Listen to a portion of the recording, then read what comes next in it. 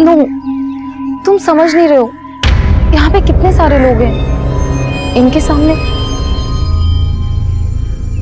अरे कहाँ जा रहे हो?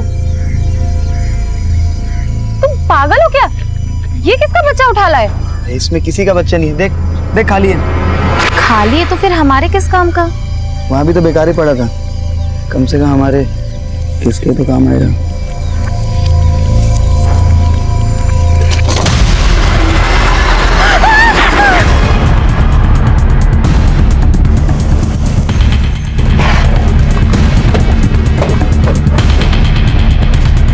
पीछे हटिए आप लोग।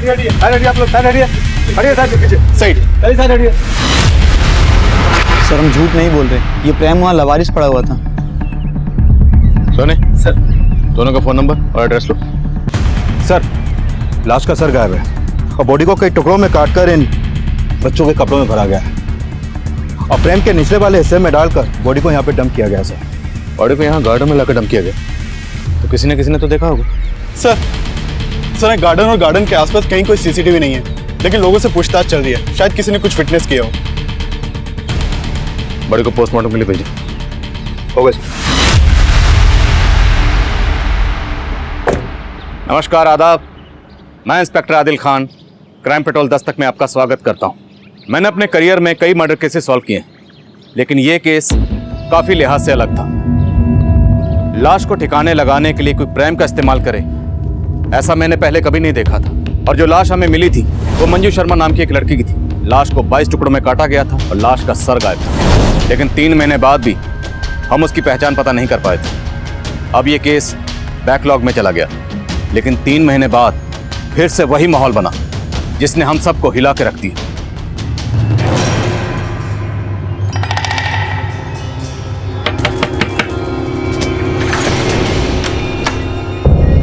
नमस्ते भाई साहब, ये ना बच्चों के कपड़े हैं जी, एक से एक वैरायटी है जी मेरे पास, देखो आप। नहीं हमें नहीं चाहिए। अरे भाई साहब एक ले लो ना, सुबह से ना बौनी तक नहीं हुई है जी मेरी, देखो तो सही कितने सोने कपड़े हैं।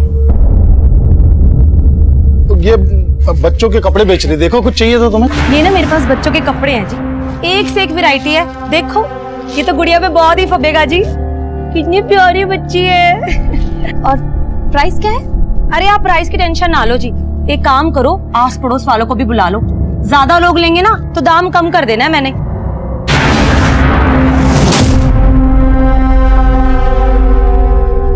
ये देखो जी बहन जी, एक से एक वैरायटी है मेरे पास। ये सारे कपड़े ना लुधियाना की फैक्ट्री से लेके आती हूँ जी मैं। यही कपड़े अगर आप मॉल में जाओगे ना 10 गुना ज्यादा रेट पे मिलेंगे आपको। देखो तो आप फैब्रिक नहीं देख रहे हो जी, देखो इसका कलर कितना सुंदर है।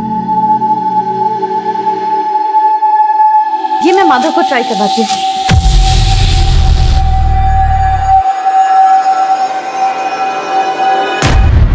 बेटा मैं रोटी और ला रहा हूँ। अरे परमीला भाभी, आपने तो पूरा मार्केट लगा दिया आज। अरे बहन जी तुसी भी देखो ना कितने सोने सोने पीस है, ये देखो। हाँ।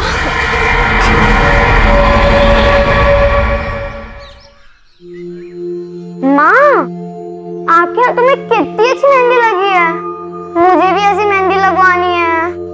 दीदी स्कूल में मेहंदी लगवाना अलाउड नहीं है, टीचर डांटेगी। समर वेकेशन आ रही है तो मैं मेहंदी तो लगवा ही सकती हूँ, क्यों मम्मी? बिल्कुल बेटा, चलो आप जल्दी करो। माधव जल्दी, लेट हो रहे हैं स्कूल के लिए। चाबी ले ली तुमने? मैं भी ऑफिस जा रहा हूँ। हाँ ले ली, चलो जल्दी चलो, स्कूल के लिए लेट हो रहे। आओ जल्दी आओ, चलो माधव।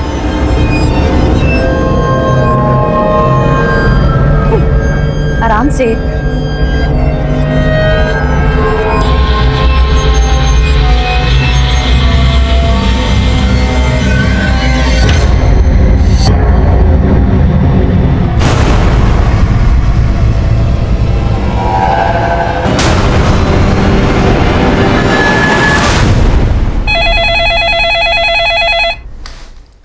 हेलो,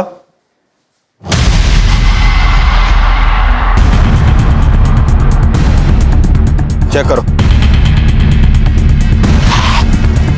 सर, वो लावारिस बैग पड़ा देखा तो यहाँ के लोगों ने कंट्रोल रूम में फोन किया। हमने चेक किया तो देखा ये बैग लाश के टुकड़ों से भरा पड़ा है। सर ये देखिए, हाथों में मेहंदी लगी है, पक्का ये लाश किसी औरत की है, लेकिन सर इसका सर गायब है। 3 महीने पहले हमें प्राइम में जिस औरत की कटी हुई लाश मिली थी उसका भी सर गायब था। सर मॉडस ऑपरेंडी सेम है, लेकिन हम उस औरत की पहचान पता नहीं कर पाए थे। और यहाँ भी क्रिमिनल ने इस औरत की पहचान पता करने का कोई क्लू नहीं छोड़ा।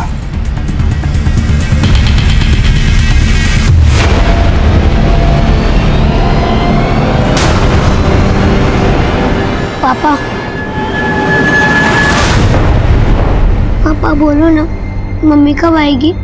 आ जाएंगी बेटा, जल्दी आ जाएंगी।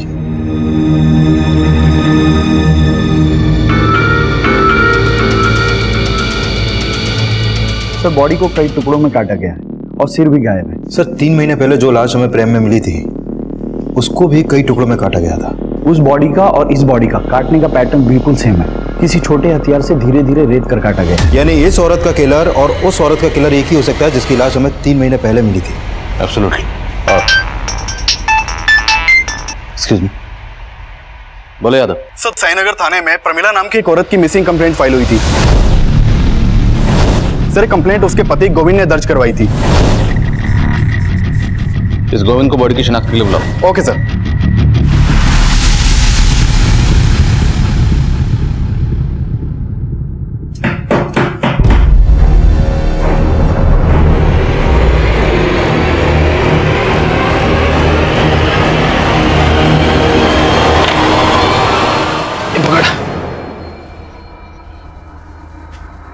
लुधियाना से तो तू कल ही निकल गया था और तू अब घर आया है। कहाँ पर था इतनी देर से? था कुछ काम। क्या काम था? साला इतनी दूर तो टेम्पो चला के आया और ऊपर से तो सवाल जवाब शुरू कर रही है। फिर चाय बना दे, बहुत थक गया हूं मैं। एक दरवाजे से दूसरे दरवाजे जा जाके ना मैं भी बहुत थक जाती हूँ। जानता हूँ, पर एक चाय तो बना दे। रुक, तू ना ये सब्जी काट दे। खाना खाना है ना तो मदद करनी पड़ेगी मेरी।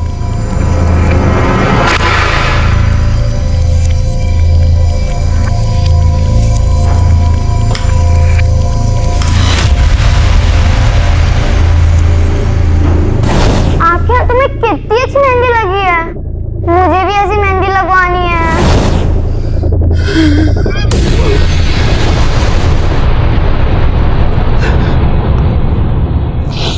कल आखिरी बार मेरी प्रमिला से फोन पे बात हुई सर। गोविंद, आज आप फिर टिफिन ले जाना भूल गए?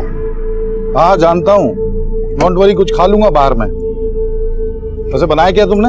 मटर पनीर। लेकिन आप क्यों पूछ रहे हैं? आप तो वैसे भी बाहर खाने वाले हैं। अरे तो रात को घर पे आके खा सकता हूँ ना। अच्छा गोविंद, वो बच्चों के स्कूल से आने का टाइम हो गया तो मैं फोन रखती हूँ, उन्हें लेने जाना है। सर फिर मुझे पता चला कि प्रमिला बच्चों को लेने पहुंची नहीं थी। बच्चे वहां वेट करते रहे, फिर किसी पड़ोसी ने देखा तो वो बच्चों को लेके घर आए। वो घर आए तो देखा कि वहां ताला लगा हुआ है। अंदर तो मम्मी दिख ही नहीं रही है आंटी। फोन की बेल तो जा रही है। आंटी फोन की आवाज तो अंदर से आ रही है। तो प्रमिला फोन अंदर रख के कहाँ चली गई? एक काम करते हैं, प्रमिला के हस्बैंड को फोन करके उसे इन्फॉर्म करते हैं। फिर मैं घर आया, कुछ समझ नहीं आ रहा था सर। प्रमिला अचानक से। देखिए, जैसा आपने बताया कि आपकी पत्नी प्रमिला ने फोन करके आपको ये कहा कि वो बच्चों को स्कूल बस से पिक करने जा रही है, लेकिन अगर वो वहां नहीं गई तो और कहाँ जा सकती हैं? सर उसने फोन पे तो यही बोला था कि वो बच्चों को लेने जा रही है। और वो अपना फोन घर पे क्यों छोड़ के गई? सर हो सकता है उसे लगा हो कि बच्चों को लेके वापस आना, तो छोड़ दिया। देखिए, अगर ऐसा है तो आपकी पत्नी के साथ जो भी हुआ है वो आपके घर से लेके उस रास्ते के बीच में ही हुआ है जहाँ पर स्कूल बस आपके बच्चों को ड्रॉप करती है। आपके बच्चे कहाँ?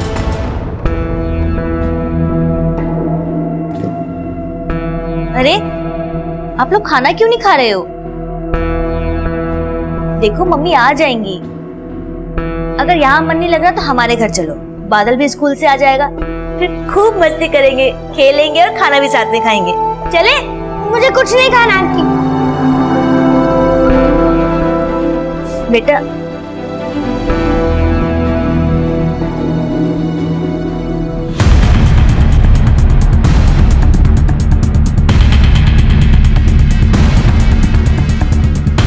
सर, मैंने उस दिन दोपहर को प्रमिला को देखा था, वो कहीं बाहर जा रही थी।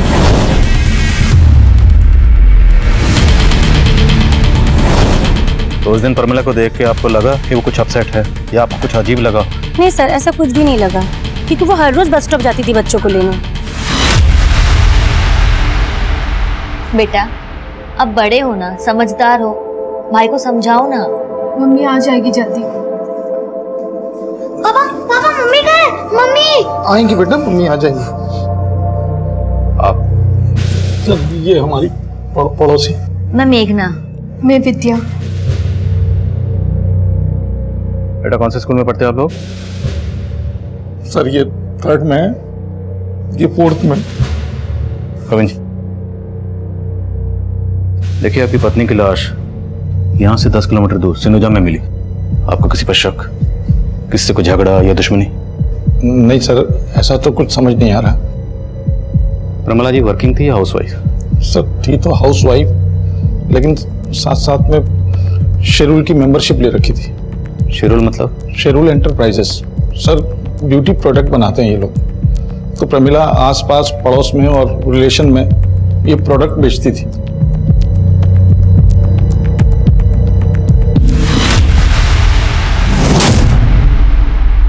सर, हमने प्रमिला के आस पड़ोस में कई लोगों से बात की। उनसे प्रमिला के पति गोविंद के एक अफेयर के बारे में पता चला। अफेयर? हाँ सर, एक्चुअली प्रमिला के पड़ोस में एक विद्या नाम की औरत भी रहती है। सर ये विद्या अभी 4 महीने पहले ही अपने पति के साथ वहां पर शिफ्ट हुई थी। इसका पति ऑफिस टूर पे ज्यादातर बाहर ही रहता है सर, और इस गोविंद का इस विद्या के घर में काफी आना जाना है। सर गोविंद और विद्या का पक्का अफेयर था, तभी तो प्रमिला को शक था गोविंद पर। शक? सिर्फ शक ही नहीं था सर, गोविंद और प्रमिला का तो आए दिन इसी बात पर झगड़ा होता रहता था। और सर प्रमिला के दोनों बच्चों को बस स्टैंड से विद्या ही घर लेकर आई। और विद्या का गोविंद से अफेयर है। और गोविंद ने हमें यह बताया था कि प्रमिला ने सिर्फ फोन पर यह कहा था कि वो बच्चों को स्कूल बस से लेने जा रहे। लेकिन हो सकता है कि प्रमिला ने गोविंद को ऐसा कुछ कहा ही ना हो, बल्कि इस गोविंद ने खुद प्रमिला को कहीं बुलाया और उसका कत्ल कर दिया। बुलाओ इन दोनों। Okay sir.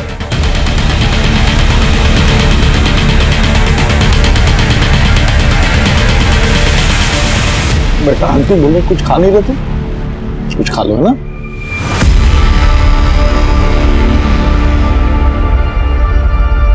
गोविंद जी आपको हमारे साथ थाने चलना होगा, और विद्या जी आपको भी। मुझे क्यों? थाने चलिए, बताते हैं। मेघना जी बच्चों का ख्याल रखना।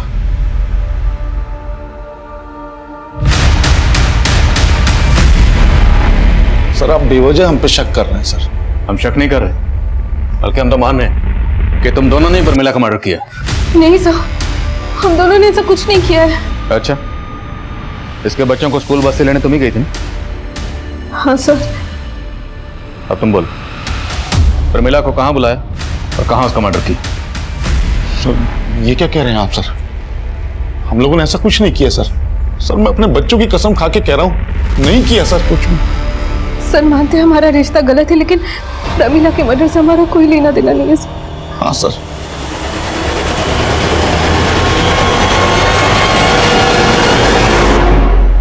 इस बार बिल्कुल रद्दी माल लेकर आया तो लुधियाना से, कोई माल खरीदने को तैयार नहीं हो रहा। ऐसा करेगा ना तो धंधा चौपट हो जाना है अपना। हाँ, घूर क्या रहा है? मारेगा मुझे? आराम से। आजकल ना बहुत गुस्सा आने लग गया तुझे। ठीक से रख सामान, काम में दिमाग लगता नहीं है तेरा बस।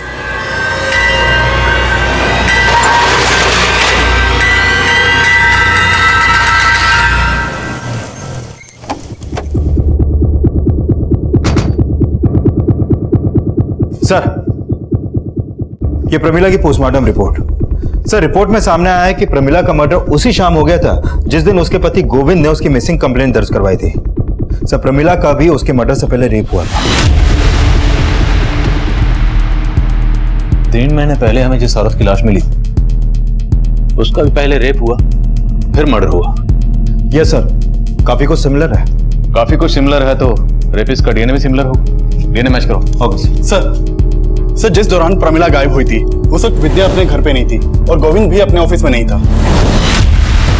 इस विद्या और गोविंद की एक्टिविटी सस्पिशियस लग रही। मजिस्ट्रेट साहब से गोविंद की डीएनए लेने की परमिशन लो। Right sir. सर प्रमिला के कॉल रिकॉर्ड में एक नंबर सस्पिशियस मिला है। पिछले काफी समय से प्रमिला की शंकर नाम के एक आदमी से बातें होती थी।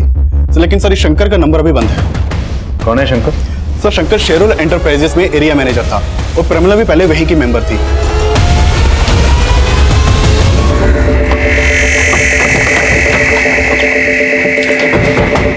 यस सर, शंकर पहले हमारी कंपनी में था, उसी ने प्रमिला को हमारी कंपनी में इंट्रोड्यूस किया था, पर सर बाद में प्रमिला ने उसकी कंप्लेंट की सर।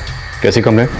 शेरुल एंटरप्राइजेस का जो प्रोडक्ट इस बार मेरे बनाए हुए मेंबर्स को अलॉट हुआ है वो नकली है। ये आपसे किसने कहा? अरे किसने कहा मतलब, मैंने खुद चेक किया है। देखिए मैम, आप इधर आइए। मुझे कहीं आने की जरूरत नहीं है, आप मेरी बात सुनिए। शेरुल एंटरप्राइजेस का टैग उस प्रोडक्ट पे है लेकिन प्रोडक्ट नकली है। देखिए मैम, आप आराम से बात कीजिए, मैं आपको प्रमिला की कंप्लेंट जायज थी सर। हमने इंक्वायरी की तो पता चला कि सिर्फ प्रमिला नहीं, ऐसी कई और औरतों को भी चीट कर रहा था सर। एक्चुअली शंकर थोड़ा सा कैरेक्टरलेस था। थोड़ा सा मतलब?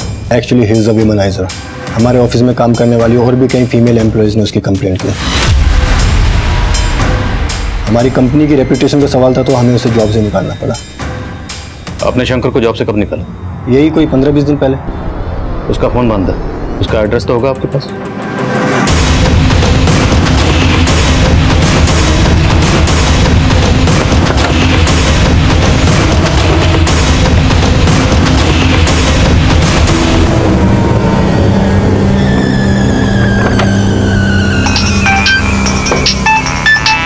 हाँ विकास।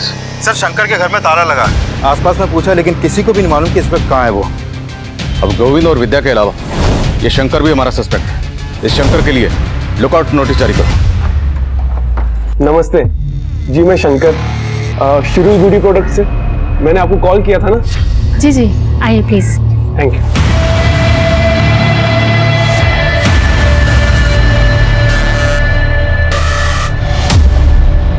चाय कॉफी कुछ? नहीं, शुक्रिया। आप आइए ना, बैठिए। 2 मिनट में मैं आपको स्कीम समझा दूंगा। आइए। पहले ना आप मेरी स्कीम सुन लीजिए, और बस थोड़ी सी इन्वेस्टमेंट है और आप घर बैठे बहुत पैसे कमा सकती है। पर कैसे? बहुत ही सिंपल है मैम। जैसे ही आप हमारी कंपनी की मेंबरशिप लेंगी तो आपको एक ऐसी प्रोडक्ट किट दी जाएगी और आप अपनी ही तरह बाकी लोगों को भी ये प्रोडक्ट बेच के अच्छे पैसे कमा सकोगी। और हाँ मैम, हमारे कंपनी से आपको अच्छे बेनिफिट्स भी मिलेंगे और अच्छी मार्जिन भी मिलेगी।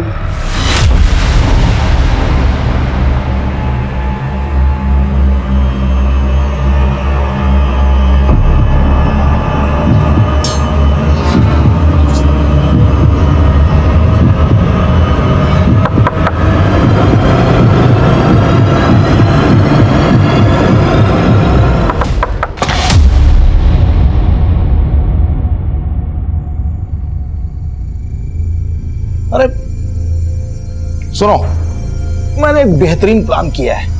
समर वेकेशन पे तुम दोनों को लेके शिमला चल रहे हैं घूमने, ठीक है? सबसे पहले खाना खाते हैं, खाना खाते खाते प्लान करते हैं। आ जाओ। पर पापा, मम्मी तो है ही नहीं, वो कब आएंगे? मम्मी आ जाएंगी बेटा, उससे पहले आ जाएंगी ना। झूठ बोल रहे आप, अब वो नहीं आएंगी क्योंकि आपने उनको मार डाला है। क्या बोल रही हो तुम्हें? किसने कहा तुमसे ये? सब यही कहते हैं कि आपने और विद्या आंटी ने मिलकर मम्मी को मार डाला। झूठ बोलते हैं सब बेटा, ऐसा कुछ नहीं किया। आप झूठ बोल रहे हो। अब आप हम दोनों को भी मार डालोगे ना? बेटा ऐसा मत बोलो। मुझे ऐसे बात नहीं करनी। चलो ना। तृप्ति, माधव, बेटा तृप्ति, बेटा बेटा दरवाजा खोलो तृप्ति। माधव,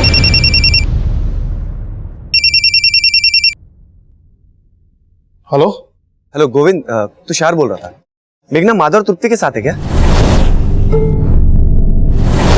नहीं तो यहाँ तो नहीं है मेघना। पता नहीं कहाँ चली गई।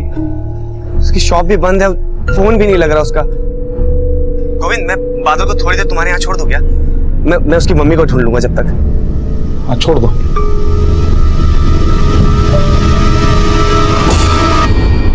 बहन जी, आप एक काम करो, ये बच्चा मुझे दे दो, आप ना आराम से देखिए।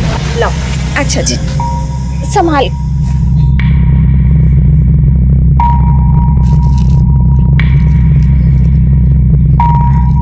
डिजाइन कुछ खास नहीं है, आपके पास कोई और कलेक्शन है? जी कलेक्शन तो बहुत है मेरे पास, लेकिन वो क्या है ना, जल्दबाजी में मैं लेके नहीं आ पाई। आप ना एक काम करो, आप ना मेरे गोदाम में आ जाओ, वहाँ ना आपको बहुत सारी वैरायटी देखने को मिलेगी जी। पर बहन जी आपका गोडाउन कहाँ है? आप एक काम करो, पेन और पेपर ले आओ, मैं गोडाउन का एड्रेस लिख के दे देती हूँ आपको। अभी लाइए। हाँ।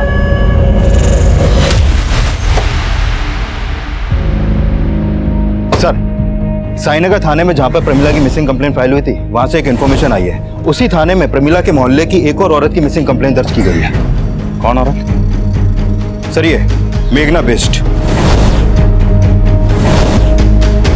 सर, इस मेघना का प्रमिला के घर में काफी आना जाना था और ये कंप्लेंट मेघना के पति ने दर्ज करवाई है। सर, साईनगर पुलिस को मालूम था कि हम प्रमिला मर्डर केस में उसके पति गोविंद पर शक कर रहे हैं, इसलिए उन्होंने हमें ये अपडेट दिया। विकास, इस मेघना के पति से भी मिलते हैं, देखते हैं वो गोविंद के बारे में क्या कहता है।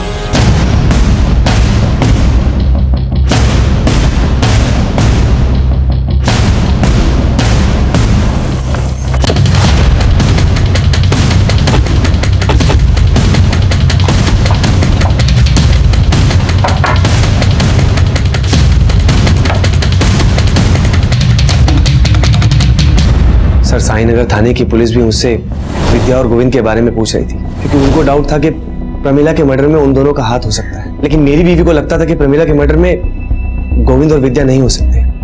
आपकी बीवी मेघना के गायब होने के पीछे किसका हाथ हो सकता है? सर, मुझे कुछ समझ में नहीं आ रहा। वो तो एक मामूली सी टेलरिंग शॉप चलाती थी, हमारी तो इतनी इनकम भी नहीं। ये शेरुल की ब्यूटी प्रोडक्ट्स आपके हैं?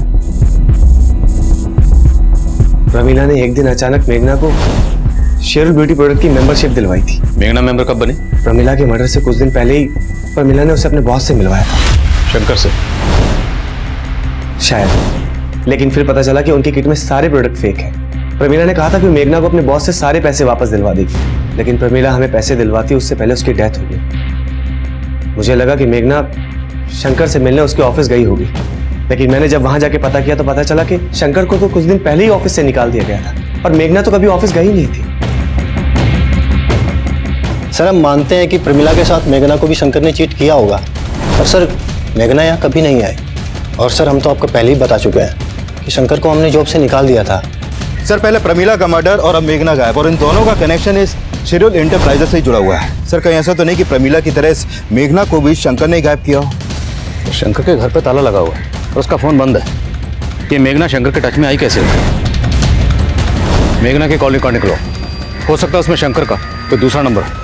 मंजू तब तक हमारे लिए एक अनजान लाश थी, और प्रमिला मर्डर केस का मंजू के केस से कोई ताल्लुक था या नहीं, ये तब हम श्योर नहीं थे। और प्रमिला मर्डर केस में हमें उसके हस्बैंड गोविंद का मोटिव नजर आ रहा था, और शंकर भी प्राइम सस्पेक्ट बन के सामने आया था। और अब मेघना मिसिंग केस भी मेघना मर्डर केस में तब्दील होने वाला था।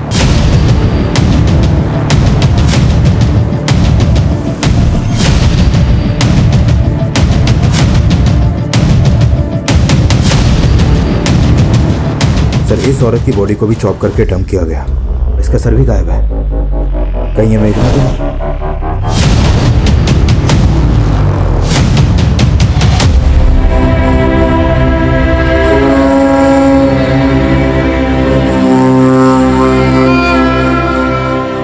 तीनों मर्डर्स में मॉडस ऑपरेंडी सेम है, तो कातिल भी सेम ही होगा।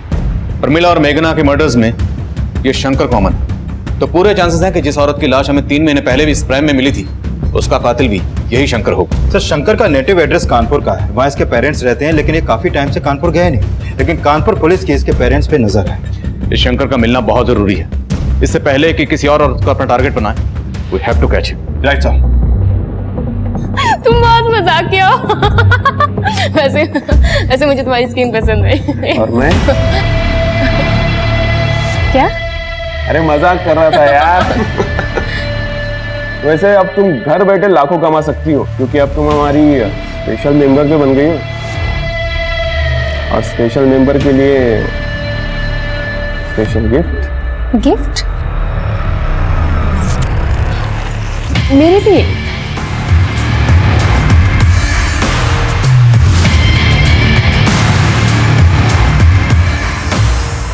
Thank you. सर, इस मेघना के कॉल रिकॉर्ड में ऐसा कोई नंबर नहीं मिला जो शंकर से कनेक्टेड हो। लेकिन सर, जिस समय मेघना का फोन रानीगंज मार्केट में बंद हुआ, उस समय गोविंद का फोन भी वहां पर एक्टिव था।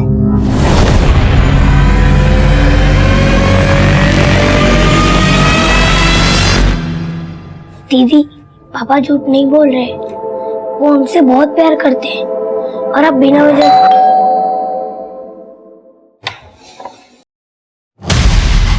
ले चलो इनको। लेकिन चलिए मेरी बात सुनिए सर। चलिए चलिए। पापा देखिए मेरी बात। पापा पापा अंकल अंकल कहाँ ले जा रहे हो मेरे पापा को? पापा पापा झूठे हैं। पापा नहीं मम्मी को मारा है। अरे मैं कुछ नहीं किया यार, आप लोग बार बार पकड़ लेते हो सर, समझते क्यों नहीं आप लोग? पहले तू हमें समझा। प्रमिला को तुमने मारा विद्या के लिए, लेकिन मेघना को मारने के पीछे तेरा मोटिव क्या था? सर मैं बार बार कह रहा हूँ, न मैंने मेघना को मारा न प्रमिला को मारा। सर आप कैसी बात कर रहे हैं? जिस दिन मेघना का फोन रानीगंज में स्विच ऑफ हुआ उस दिन तेरा फोन वहीं एक्टिव था। अब ये महज इत्तेफाक तो नहीं हो सकता? सर मैं रानीगंज मार्केट गया था, लेकिन मैंने रानीगंज मार्केट क्यों गया था? सर मुझे मेघना पे शक था, इसलिए मैंने सोचा कि कहानी मत सुना। मैं सच कह रहा हूँ सर, मुझे मालूम था कि मेरी पत्नी प्रमिला ने मेघना को अपना सूट सिलने के लिए दिया है, तो मुझे लगा जिस दिन वो गायब हुई है उस दिन उसकी दुकान पे जरूर गई होगी, और मैंने मेघना से बात भी की। सर मेघना जी, प्रमिला ने बताया था कि आपके यहाँ उसने सूट सिलने के लिए दिया था, तो आखिरी बार जब बच्चों को लेने आई होगी तो आपकी दुकान पे तो जरूर आई होगी। आप नहीं गोविंद भैया, वो मेरे पास नहीं आई थी। अगर वो आई होती तो मैं आपको पहले बता देती। लेकिन आपको मुझे लेट हो रहा है, मैं भी चलती हूँ। सर मुझे लगा मेघना झूठ बोल रही है, तो मैं उस पर नजर रखने लगा और उसका पीछा करते हुए रानीगंज मार्केट गया था मैं। सर मुझे लगता है मेघना को पता चल गया था कि मैं उसका पीछा कर रहा हूँ, इसलिए वो मार्केट में चालाकी से गायब हो गई। सर चालाकी तू कर बोल, मेघना और प्रमिला को मारने के पीछे की असली कहानी क्या है? और विद्या को इसलिए फंसा रहा था ना ताकि पहले उसका रेप करे फिर मर्डर। सर क्या कह रहे हैं सर, मैंने ऐसा कुछ नहीं किया, मैं बार बार आपको बोल रहा हूँ सर। तेरी डीएनए रिपोर्ट से साफ हो जाएगा कि तूने मेघना का रेप भी किया। सर जान मत देना। सर मेरी बात का हम यही अंदाजा लगा रहे थे कि बाकी विक्टिम्स की तरह मेघना का भी रेप हुआ होगा, पर पोस्टमार्टम रिपोर्ट ने हमारे इस अंदाजे को गलत साबित कर दिया। मेघना का रेप नहीं हुआ था। पोस्टमार्टम रिपोर्ट हमें उलझा रही थी क्योंकि मेघना का कत्ल बिल्कुल वैसे ही हुआ था जैसे मंजू और प्रमिला का हुआ था, और उन दोनों का रेप भी हुआ था। उन दोनों की बॉडी पर मिला डीएनए रेपिस्ट के डीएनए से मैच हो गया था, और शक की बुनियाद पर हम गोविंद के डीएनए को उस डीएनए से मैच करवा रहे थे। शंकर की तलाश अब भी जारी थी क्योंकि शंकर का कनेक्शन मेघना और प्रमिला दोनों से नजर आ रहा था। हम मेघना और प्रमिला से जुड़ी हर छोटी से छोटी बात पता करने में लगे हुए थे, और इसी तफ्तीश के दौरान हमारी नजर में 2 सस्पेक्ट आए। सर प्रमिला के घर में एक औरत आती थी जो छोटे बच्चों के कपड़े दिखाती थी यहाँ पे, और साथ में उसका पति भी आता था टेम्पो में। पर प्रमिला के मर्डर के बाद वो दोनों अचानक आना बंद कर दिया। लाश के टुकड़ों को 4 से 6 साल के बच्चों के कपड़ों में छुपाया गया। अच्छा कौन थी वो औरत, कुछ मालूम है तुम्हें? सर वो बोलती थी कि लुधियाना में किसी फैक्ट्री से वो सामान उठाती है और इधर लाके बेचती है। सर जो औरत प्रमिला और मेघना के घर बच्चों के कपड़े बेचने जाती थी उसका पता चल गया। चित्रा नाम है उसका, और उसके पति का नाम है नवीन। सर ये दोनों हस्बैंड वाइफ आसपास की कॉलोनियों में डोर टू डोर जाकर कपड़े बेचते हैं। चित्रा और नवीन रहते कहाँ? सर ये लोग मुकुंद नगर में रहते हैं। ये मुकुंद नगर रानीगंज के पास ही पड़ता है जहां पर मेघना का फोन बंद हुआ था। मिलते हैं इस मियां बीवी से।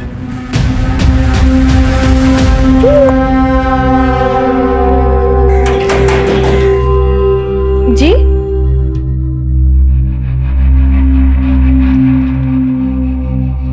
जी बोलिए।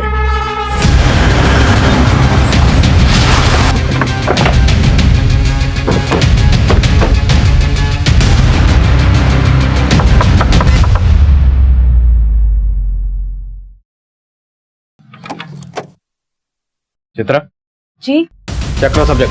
अरे कोई भी गाना छोड़ना सर, ये सब आप लोग क्या कर रहे जरूर मिलेगा। चेक कर। हैं? अरे मेरे घर में इस तरीके से छानबीन क्यों कर रहे हैं सर? अभी पता चलेगा। सुना तो डोर टू डोर जाकर डिलीवरी नहीं करती, कस्टमर को अपने डोर तक भी बुलाती। कितनी औरतों को बुलाया अभी तक? सर ये आप क्या कह रहे हैं, मुझे कुछ समझ में नहीं आ रहा है। सब समझ में आ जाएगा। ये कपड़े तो नहीं बेचे हैं? नहीं सर, ये कपड़े मैंने किसी को नहीं बेचे जी। अच्छा, तब तो तू इस आदमी को भी नहीं जानती होगी। नहीं सर, मैं इस आदमी को भी नहीं जानती। तेरा पति कहाँ है? जी वो तो लुधियाना गया हुआ है। झूठ बोलती है? मैडम जी मैं झूठ नहीं बोल रही हूँ, सच बोल रही तेरे हूँ। पति का फोन नंबर और टेम्पो का नंबर बोल। ठीक है सर जी। सर चित्रा के पति नवीन का नंबर अभी रानीगंज में एक्टिव है, और उसकी बीवी बोली थी वो लुधियाना गया। उसके फोन की एग्जैक्ट लोकेशन ट्रैक करने के लिए कहो और बोलो तुरंत मेरे फोन पे भेजें। सर।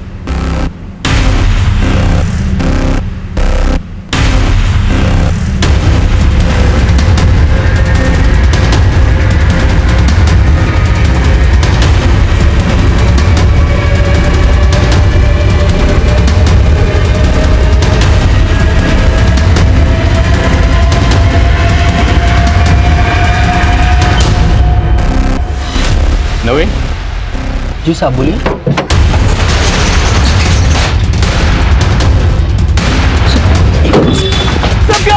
साहब बोलिए साहब। सर देखिए, ये देखिए सर।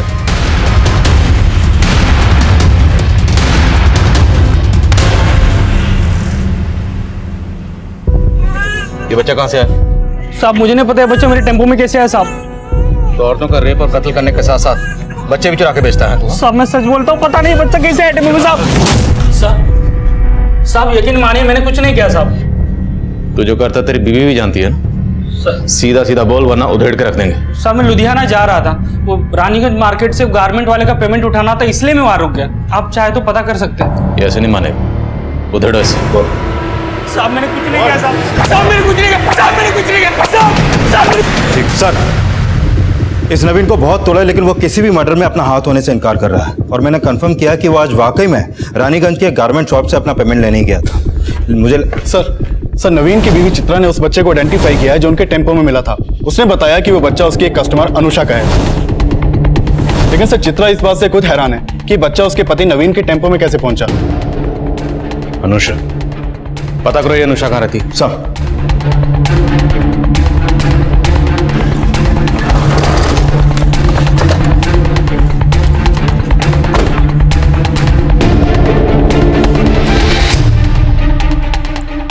सर अनुषा विधवा है, यहाँ अपने बच्चे के साथ अकेली रहती है।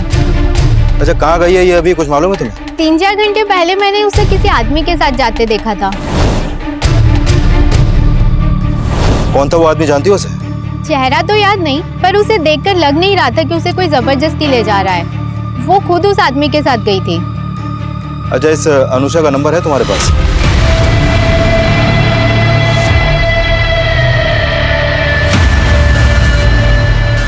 सर अनुषा का फोन भी रानीगंज मार्केट में बंद हुआ था।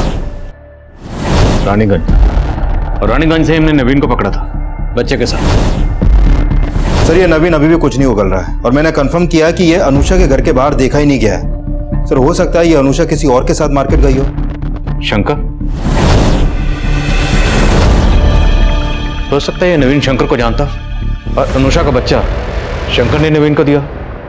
साहब मैं शंकर को नहीं जानता, पता नहीं वो बच्चा मेरे टेम्पो में कैसे आया। साहब मैं कुछ नहीं आया साहब। साहब मैं सब बोल रहा हूं साहब।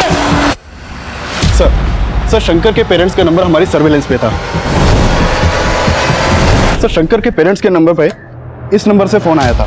जब इस नंबर के बारे में पता किया तो पता चला कि ये शंकर का ही दूसरा नंबर है जो आगरा के एड्रेस पर रजिस्टर्ड है। सर ये नंबर को ट्रेस कर लिया गया है, इस वक्त लखनऊ में एक्टिव है।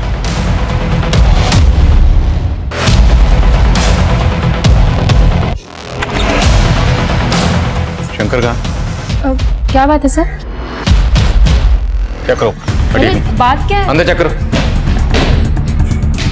सब जगह चेक करो। क्या कर रहे हैं ये?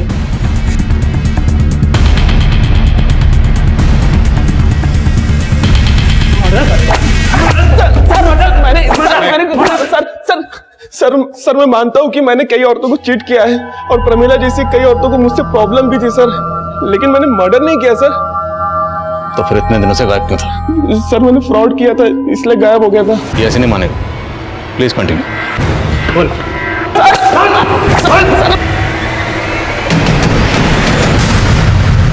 तृप्ति बेटा चुपचाप क्यों बैठी हो?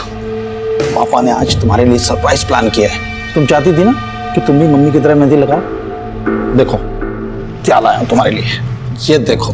और इतनी प्रैक्टिस की है तुम्हारे लिए कि अब तुम्हें भी मम्मी की तरह बिल्कुल राज। पापा दीदी आप पर ट्रस्ट नहीं करती, मैं करता हूँ ना। आप मुझे मेहंदी लगा दो।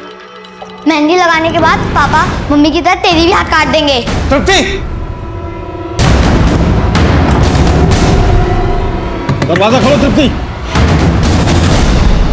सर जिस दौरान अनुषा का फोन रानीगंज मार्केट में बंद हुआ उस समय शंकर रानीगंज में था ही नहीं और ये भी नवीन की तरह बार बार यही बोल रहा है कि इसका किसी भी मर्डर में हाथ नहीं है। और सर नवीन और चित्रा के घर में भी ऐसा कोई क्लू नहीं मिला है जिससे लगे कि वहां पर कोई मर्डर हुआ है। मेघना का फोन भी रानीगंज में ही बंद हुआ था और उसकी लाश मिली। अनुषा का फोन भी रानीगंज में ही बंद हुआ, अनुषा गायब होगी और इसका बच्चा हमें मिला रानीगंज में ही नवीन के टेम्पो में। और जिस पार्क में हमें औरत की कटी हुई लाश प्रेम में मिली थी वो पार्क भी रानीगंज में ही है। और प्रमीला जाने से पहले अपना फोन घर पर छोड़ के गई थी। तो हो सकता है शायद प्रमीला भी रानीगंज में कहीं गई हो। तो रानीगंज में ऐसा कोई ठिकाना है जहां पर्पसली इन औरतों को पहले बुलाया जाता है, फिर रेप किया जाता है और उसके बाद उनका मर्डर। पर सर रानीगंज काफी बड़ा एरिया है, वो कहाँ जाती थी ये पता करना आसान नहीं होगा। पर पता करना तो है ना। रानीगंज में जहां जहां सीसीटीवी है सब जगह की सीसीटीवी फुटेज निकालो, उसे खंगालो, खासकर उस वक्त की जब हमें इस औरत की कटी हुई लाश वहां मिली थी। हो सकता है इससे हमें इस औरत की पहचान मिले और हम कातिल तक पहुंच जाएं। हम अब भी ऐसी कई कोशिशें कर रहे थे जिनको अंजाम तक पहुंचाना आसान नहीं था, लेकिन इन कोशिशों के कुछ नतीजे हमारी टीम का हौसला बढ़ा रहे थे। सर आपका अंदाजा बिल्कुल सही था। प्रमिला की हत्या वाले दिन वो रानीगंज मार्केट के एक सीसीटीवी में कैप्चर हुई थी और मेघना उसी मार्केट के दूसरे सीसीटीवी में। ये देखिए सर। लेकिन इसके बाद ये लोग कहाँ गए होंगे इसका पता नहीं चल पाया। रानीगंज में उस क्राइम सीन तक पहुंचने के लिए अभी हमें और हाथ पैर मारने थे, और जब हमने रानीगंज का 3 महीने पुराना डंप डाटा स्टडी किया तो हमें उस मंजू की पहचान भी मिल गई जिसका कत्ल 3 महीने पहले हुआ था। सर हमने रानीगंज मार्केट का 3 महीने पहले का डंप डेटा स्टडी किया। उसमें 5 नंबर ऐसे मिले जो अभी बंद है, जिसमें से 4 नंबर मेल के नाम पे रजिस्टर्ड है और 1 नंबर इस मंजू शर्मा के नाम पे रजिस्टर्ड है। सर इस मंजू की उम्र लगभग 26 साल की है और जिस औरत की लाश हमें 3 महीने पहले मिली थी उसकी उम्र भी 25 से 28 साल के बीच की थी। और ये नंबर तो मथुरा के एड्रेस पर रजिस्टर्ड है। राइट सर, लेकिन इस मंजू का लखनऊ में भी आना जाना था और सर मेघना के कॉल रिकॉर्ड में भी मंजू का नंबर मिला है। मेघना तुषार की बीवी? हाँ सर, और ये भी पता चला है कि तुषार ने एक गोडाउन रेंट पे ले रखा है जो रानीगंज में है। ये वहां का एड्रेस है सर।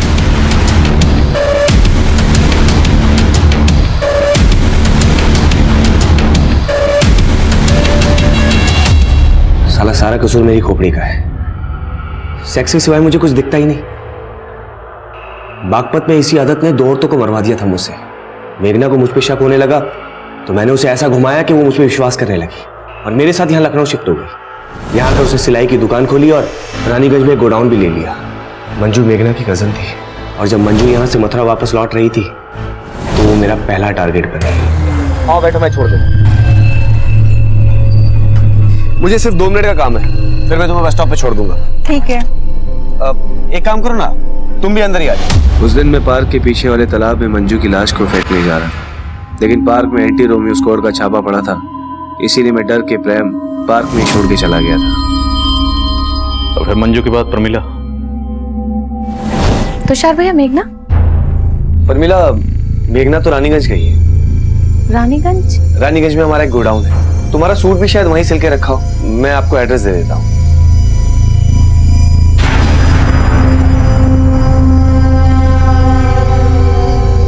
मंजू और प्रमिला के मर्डर के बाद मेघना को मुझ पे शक होने लगा, इसलिए मुझे उसे भी रास्ते से हटाना पड़ा।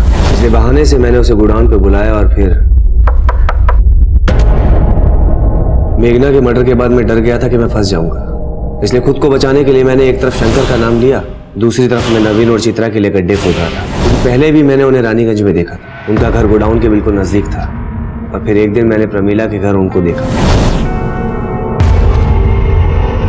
मैं अगला टारगेट अनुषा को बनाने वाला था और फिर उसके घर के बाहर भी नवीन और चित्रा को देखा। मैंने सोचा कि अगर मैं अनुषा के साथ कुछ भी करता हूं तो नवीन और चित्रा को फंसा के खुद को बचा सकता हूं, इसीलिए पूरी प्लानिंग के साथ मैं अनुषा के घर पहुंचा। जी बोलिए। आप चित्रा के गोडाउन में कपड़े देखने के लिए आने वाले थे ना? हाँ। लुधियाना से नया स्टॉक आ गया। मैं अनुषा को बहाने से गोडाउन में ले गया, पहले रेप किया और फिर मर्डर करके उसके शरीर के टुकड़ों को फ्रिज में रख दिया। मैं उसकी बॉडी को ठिकाने लगाता उससे पहले ही तुषार एक के बाद एक जुर्म किए जा रहा था, और हैरान करने वाली बात यह थी कि तुषार की पत्नी मेघना को अपने पति के इन जुर्मों की हर मोड़ पर दस्तक मिल रही थी, लेकिन उसने इस दस्तक को नजरअंदाज किया। उसकी कजन मंजू पिछले 3 महीने से गायब थी और उसे यह भी अंदाजा था कि हो सकता है मंजू का कत्ल उसके पति तुषार ने किया, लेकिन फिर भी उसने इस बारे में पुलिस को कुछ नहीं कहा, जिसका नतीजा ये निकला कि मंजू और प्रमिला के कत्ल के बाद तुषार का वो घिनौना राज मेघना के कत्ल की दस्तक बन गया। अनुषा ने एक अजनबी की बात पे भरोसा किया, वो उस जुर्म की दस्तक को महसूस ही नहीं कर पाई और नतीजा ये हुआ कि उसका बच्चा अनाथ हो गया। कोई भी जुर्म होने से पहले दस्तक जरूर देता है। इस दस्तक को सुनिए और किसी भी जुर्म को होने से पहले उसे रोकिए। अब मैं आदिल खान आपसे इजाजत लेता हूं। आपसे फिर मुलाकात होगी एक नए केस के साथ। तब तक देखते रहिए क्राइम पेट्रोल दस्तक। मकसद बताना नहीं, बचाना है। ऐसा लगता है कि कलयुग अपने चरम पर है और पाप का घड़ा भरने ही वाला है। पैसे और पावर की भूख ने इंसान को इस कदर अपना गुलाम बना लिया है कि वो एक जिंदा इंसान को दफनाने में भी नहीं हिचकिचाता। इंसान और राक्षस में सिर्फ सोच का फर्क होता है। राक्षस को भी यही लगता है कि वो जो कर रहा है एकदम सही है। नमस्कार, मैं सीनियर इंस्पेक्टर रंजीत ठाकुर और क्राइम पेट्रोल दस्तक में आपका स्वागत है। ये जो केस मैं आपको दिखाने जा रहा हूँ वो तब का है जब मैं बिहार के छपरा जिले के एक छोटे से गांव में पोस्टेड था। पुलिस वाला होने के बावजूद इस केस ने मुझे डिस्टर्ब कर दिया था, क्योंकि इस केस में 3 जुर्म हुए थे और हर पहले जुर्म से दूसरे का सच ज़्यादा भयानक था।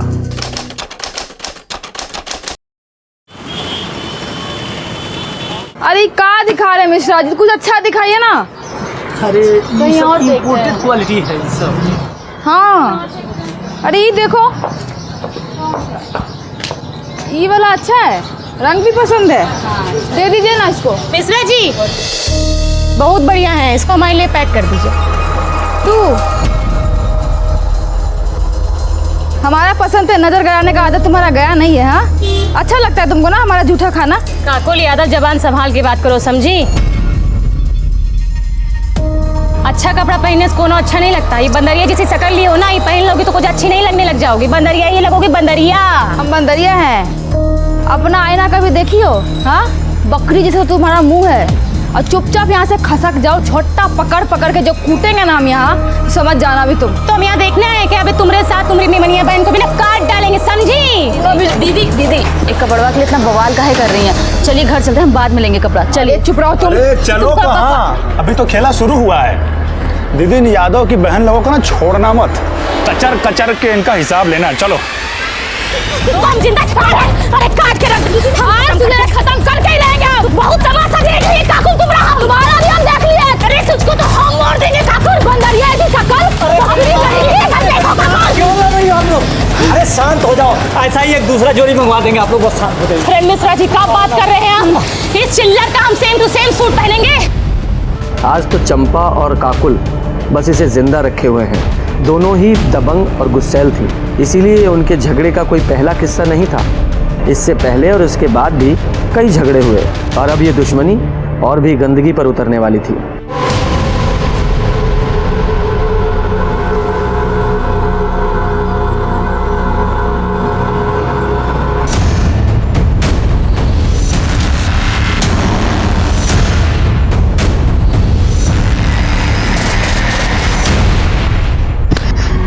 अम्मा उस साली काकुल सरपंच के लिए फॉर्म भरी है। हम चाहते थे कि पिताजी के बाद तुमको सरपंच के लिए खड़ा करेंगे, पर हमको पता है कि उस साली काकुल तुमको कहीं टिकने नहीं देगी। यही मारे अम्मा हम सोच रहे हैं कि इस बार इलेक्शन के लिए हम खड़ा होंगे। उसका सारा जमानत हम जब्त करा लेंगे। ऐसी हार हरवाएंगे ना तुमको कि मुंह दिखाने के लायक नहीं रह जाओगी काकुल तुम।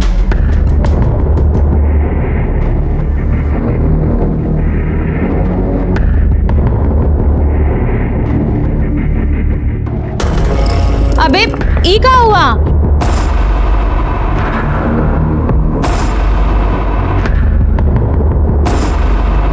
देखो दीदी, हमारा दिमाग पहले से बहुत खराब, ज्यादा बकैती करके ना और ज्यादा चौपट मत करो। अरे बस घर ही में शेर बने रहना, बाहर तो तुमसे मच्छर भी नहीं मारा जाता। क्या हुआ ये सब बताओ, कैसे हुआ है?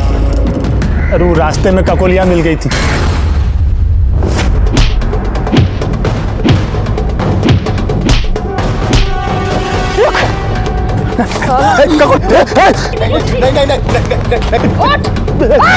चल जाएगी।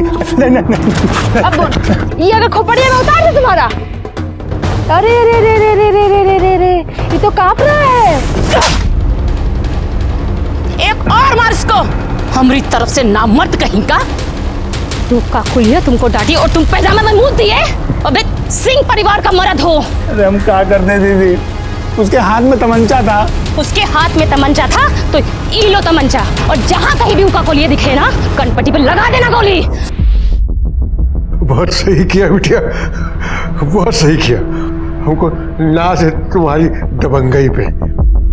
अरे बेटा नहीं हुआ तो क्या हुआ, हमेशा की तरह सरपंच का इलेक्शन यादव परिवार से ही जीतेगा, और वो तुम होगी। अरे बाबूजी आपका आशीर्वाद रहा ना तो इस बार पक्का बनेंगे। हमारा आशीर्वाद तो हमेशा ही रहेगा, पर इलेक्शन में खड़ा होने के लिए कोई नॉमिनेशन फॉर्म भी तो भरना पड़ेगा ना। वही भर के तो वापस आ रहे थे कि देखिए रवि इसको छेड़ रहा है, देखिए ना पॉइंट वे में मुतवा दिए उसको, देखिए।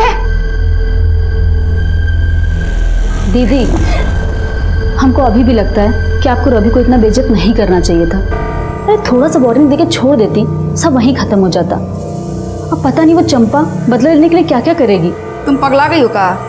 वो चंपा कुछ करेगी और हम यहाँ घर में मुंह पे टेप साट के बैठे रहेंगे। दीदी हम ये नहीं क्या, चुपचाप पढ़ो। अरे गीता इतना काहे डरती हो, हमने बहन को देख, इससे कुछ सीख। तेरा यही हाल रहा ना तो चंपा सिंह और उसके परिवार का सामना अकेली काकुल को ही करना पड़ेगा। रवि तमंचा चलाने के लिए ट्रेनिंग की नहीं जिगर का जरूरत है। दुश्मन सामने हो ना लगा दो कनपट्टी पे, बाकी जो होगा देखा जाएगा ना। और रही बात उस काकुल की, उसको तो हम नहीं छोड़ेंगे, जिंदा गाड़ के रख देंगे तुमको काकुलाम।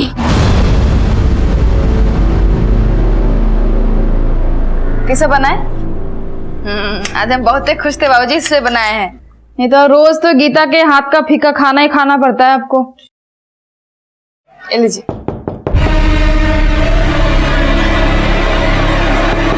अब इतनी रात को कौन आ गया?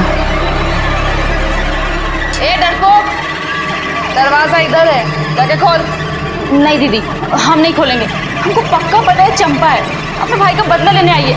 हम नहीं खोलेंगे। हम यहाँ बैठे हुए हैं ना, जाके खोल। बाबूजी बोलो ना दीदी को, हम नहीं। जा, ये लीजिए। कौन है? कौन कौन?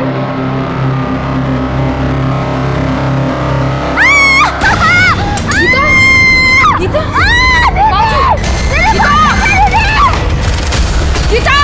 गीता, गीता, दीदी चल रहा है। गीता, गीता, दीदी, गीता, वो कौन आ गया? अबे, रुक!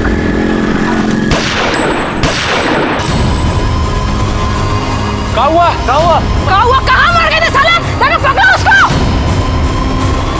गीता, दीदी, हमको बहुत चल रहा है। दीदी, हमको बहुत चल रहा है। बहुत चल रहा है, बहुत चल रहा है। अरे साला तेजाब फेंका रे, छोड़ेंगे नहीं हम। गीता कहीं हो रही काकुल। अरे इसमें क्या हुआ?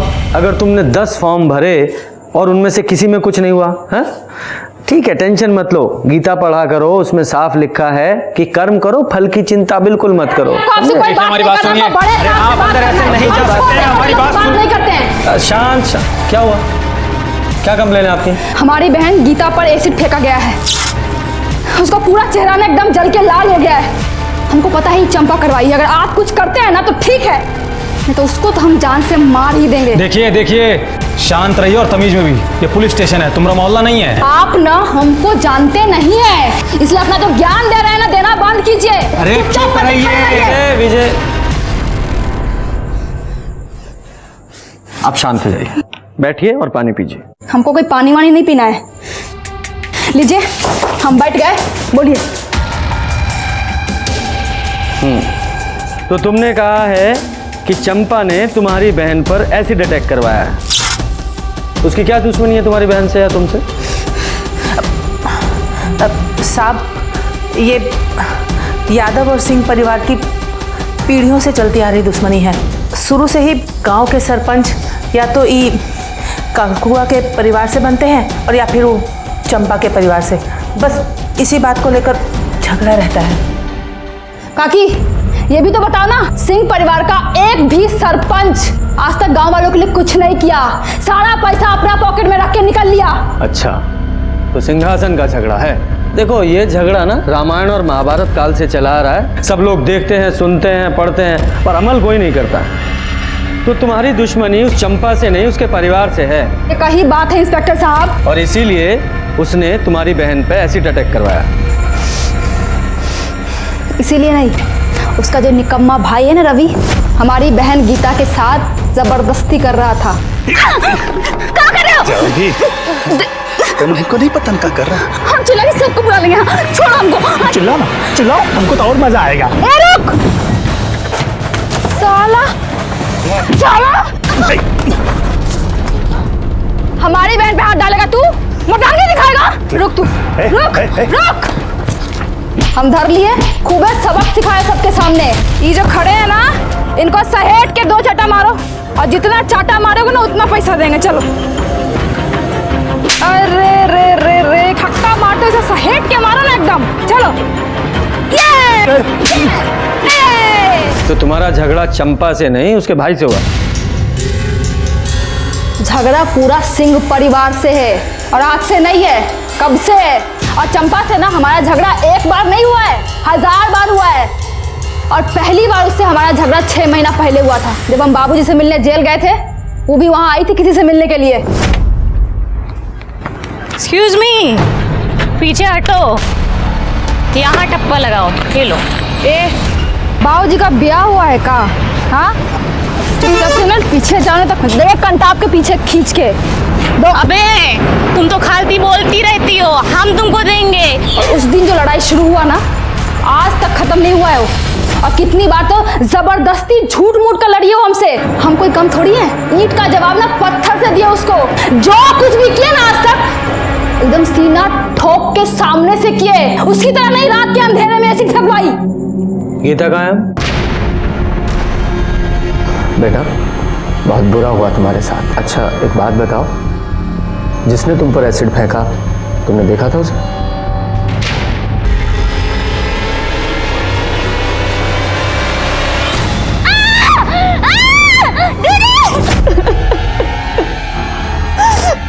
भाग गए सबके सब साले। अगर पकड़े जाते ना तो हमको जिंदा नहीं जलाया होता तो काकुल हमारा नाम नहीं। और छोड़ने वाले तो हम उसको ऐसे भी नहीं है।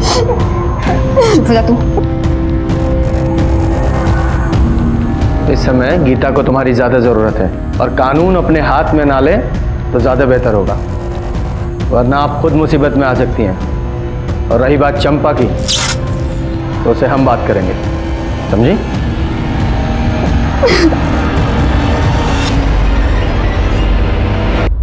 सर अभी चंपा के घर चलना है क्या? विजय, अभी तो लेट हो गया है। वैसे भी 8 बजे के बाद किसी महिला से तो पूछताछ कर नहीं सकते। कल सुबह बात करते हैं।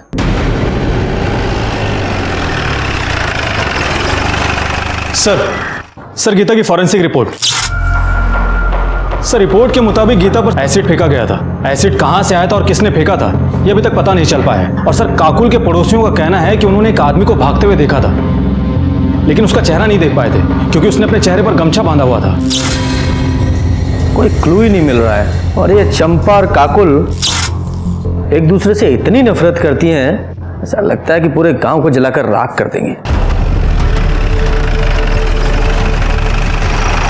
हमको तो ये समझ में नहीं आ रहा है कि हम आपसे बात क्या करें भाई।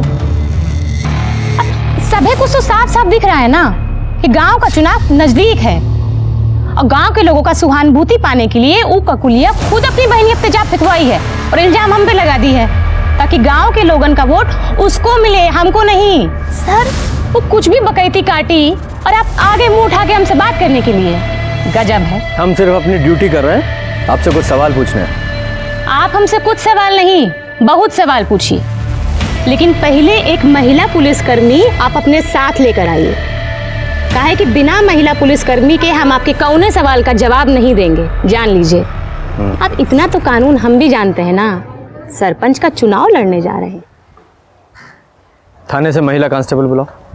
जी सर। सर महिला कांस्टेबल आ गई है।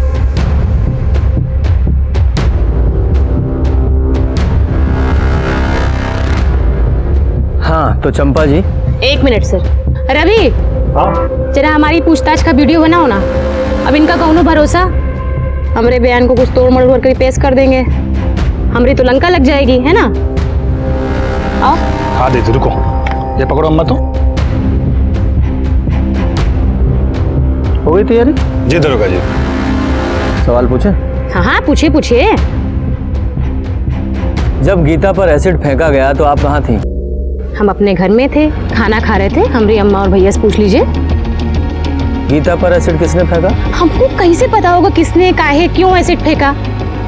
जब बात कर रहे हैं। आपको नहीं पता, लेकिन आपको कोई अंदाजा है? नहीं हो सकता है कि काकुल और गीता से किसी का झगड़ा हुआ हो, या फिर गीता के साथ किसी ने बदतमीजी की हो और बदला लेने के लिए एसिड फेंक दिया गया। देखिए सर, घुमा फिरा के बात करना हमको आता नहीं। अगर हमरे खिलाफ कोनो सबूत है ना तो उसको पेश करिए। अब ऐसा तो नहीं है कि काकुल कुछ भी बोलेगी और हम मान लेंगे। वो कहेगी हम अपराधी हैं तो हम अपराधी हैं, और आप चले आएंगे उसकी बात सुन के हमको हथकड़ी लगाने आ गए। देखिए आप सर से तमीज से बात कीजिए, वरना क्या जबरदस्ती कबूल करवाओगे? हैं? हम जानते थे तुम लोग ऐसा ही करोगे, यही मारे हम वीडियो निकलवा रहे हैं। देखो ऐसा है, तुम लोग से निपटना तुमको बहुत अच्छे से आता है, और रही बात उस काकुल की, उसको तो हम देख लेंगे। सर हमको तो लगा था ये काकुल बदतमीज है, पर ये चंपा तो उससे 2 कदम आगे ही निकली। सब पावर का नशा है, वो भी उस पावर का जो इन्हें मिली नहीं है। या ऐसा भी हो सकता है कि ये इसने कुछ किया ही ना हो, इसलिए इतनी कॉन्फिडेंट है। खैर जो भी है, सच्चाई तो पता लगानी ही पड़ेगी ना। काम करो, अपने सारे खबरियों को अलर्ट करो और इस चंपा के सारे कॉल रिकॉर्ड्स और मोबाइल लोकेशन निकलवाओ। सर कहीं ऐसा तो नहीं कि हमारा फोकस इन दोनों लड़कियों पर है, जबकि इन दोनों की दुश्मनी का फायदा कोई तीसरा ही उठा रहा हो? मतलब सरपंच का कोई तीसरा उम्मीदवार?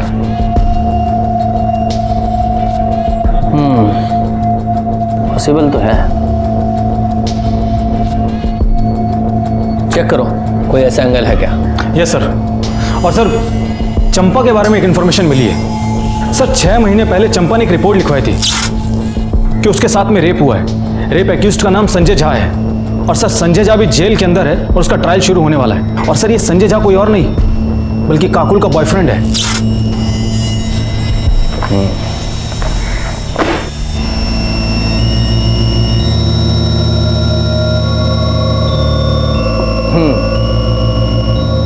हर बार आपको वीडियो बनाना पड़ता है ना, तो इस बार हम वीडियो बनाएंगे। विजय सर, आप लोग वहां क्यों खड़े हैं? आइए बैठिए। 2 गवाह भी चाहिए ना, इसलिए।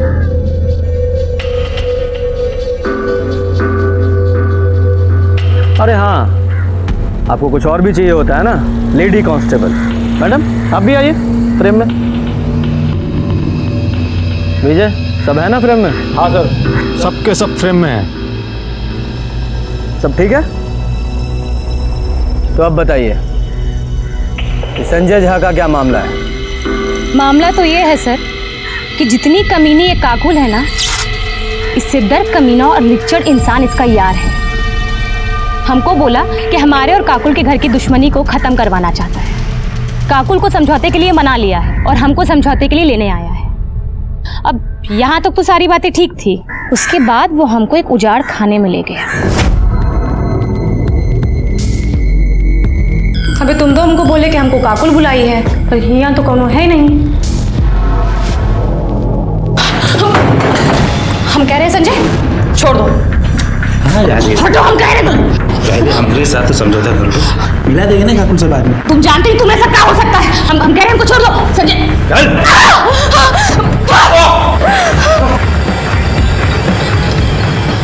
अबे संजय, तुम जानते नहीं हो तुम किससे पंगा लिए हो।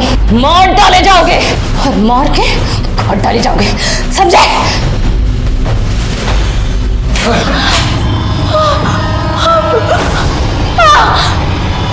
वहां ले जाकर उसने हमारे संग जोर जबरदस्ती की और हमको छोड़कर भाग गया। उसको ये लगा कि उसने हमारी जिंदगी बर्बाद कर दी।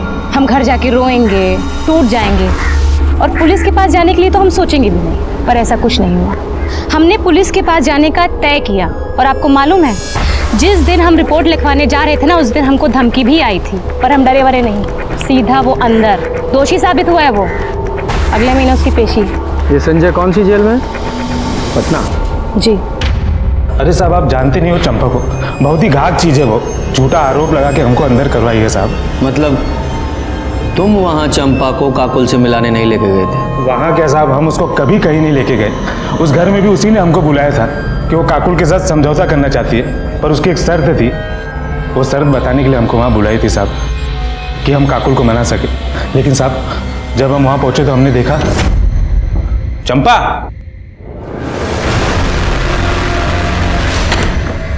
हम हिया हैं जी। ये दरवाजा कहीं को बंद कर रही हो? एकदम बुड़बक हो तुम। अब ये सब काम तू दरवाजा खोल के करता है का? ये क्या बक रही हो? अब तुम जबरदस्ती करोगे और वो भी दरवाजा बंद करके। अरे चलिए ना, चलिए। अब काकुल को पता चलेगा कि तुम हमारे साथ रेप किए हो, तब वो चलेगी, टूटेगी, मर जाएगी वो। और यही हम चाहते हैं, समझे? ये ठीक नहीं कर रही हो चंपा तुम।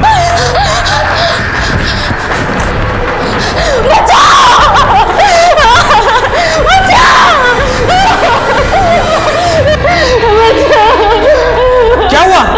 कैसे हो सब? ये शैतान हमरे संग जोर जबरदस्ती किया है, हमको कहीं का मुंह दिखाने लायक नहीं छोड़ा। पकड़ो इसको। ऐसे तैसे हम जान बचा के वहाँ निकले। हमने 1000 बार सबसे गिड़गिड़ाया कि हम निर्दोष है, लेकिन पुलिस ने हमारी एक न सुनी और हमें अंदर कर दी। हम बता रहे साहब, वो बहुत चालाक है, उसने बहुत गहरी चाल चली हमारे खिलाफ। लेकिन चंपा को ये सब करने की क्या जरूरत थी? क्योंकि वो काकुल का जीवन नरक बनाना चाहती थी साहब। हम दोनों शादी करने वाले थे, हम बहुत खुश थे साहब, लेकिन एक खुशी उसको देखी नहीं गई और उसने हमको फंसा दी साहब। सर चंपा रेप केस की फाइल।